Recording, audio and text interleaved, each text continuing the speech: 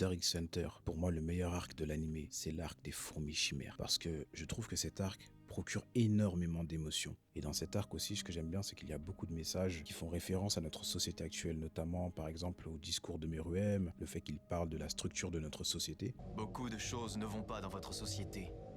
Vous avez créé ce que vous appelez des frontières pour délimiter des territoires. D'un côté de la frontière, des enfants meurent de faim dans l'indifférence. Et de l'autre, des êtres immondes et oisifs possèdent toute la richesse. C'est le comble de l'absurde. Et il y a aussi Netero, au moment où il meurt, il y a tout cet aspect où il y a le vice de l'humanité, le vice de l'homme. Il y a aussi beaucoup de moments iconiques, notamment la transformation de Gon.